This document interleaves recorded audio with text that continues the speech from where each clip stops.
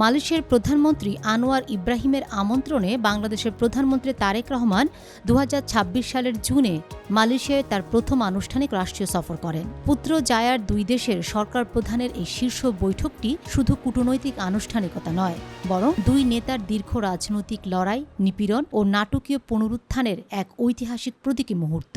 দুজনেই নিজ দেশে ভবিষ্যৎ রাষ্ট্রনায়ক হিসেবে উদীয়মান অবস্থায় তৎকালীন শাসক গোষ্ঠীর রোষানলে পড়েন। তারেক রহমান ২০০৭ সালে গ্রেফতার হয়ে কারান্তরালে নির্যাতনের শিকার হন এবং দীর্ঘ ১৭ বছর যুক্তরাজ্যে নির্বাসন থেকে ২০২৬ সালে নির্বাচনে জয়ী হয়ে বাংলাদেশের ১১তম প্রধানমন্ত্রী হন।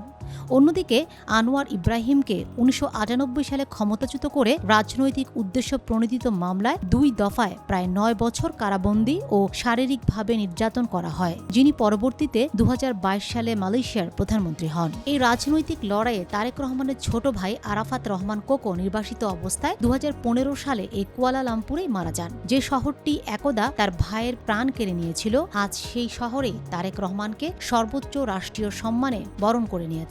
দুই নেতার এই দীর্ঘ ও কঠোর লড়াইয়ের পেছনে ঢাল হয়ে দাঁড়িয়েছিলেন পেশায় চিকিৎসক তাদের দুই সহধর্মিণী, ডাক্তার জোবাইদা রহমান এবং ডাক্তার ওয়ান আজিজা। তারা সমস্ত নিপীড়ন ও মানসিক চাপ সহ্য করে স্বামীদের পাশে দৃঢ়ভাবে দাঁড়িয়েছিলেন। সব প্রতিকূলতা, কারাবাস ও নির্বাসন কাটিয়ে দুই দেশের শাসনে এই দুই নেতার আসীন হওয়া এবং কুয়ালালামপুরে এই বৈঠকটি মূলত রাজনৈতিক নিপীড়নের বিরুদ্ধে গণতান্ত্রিক প্রত্যয়ের এক জীবন্ত প্রতীক।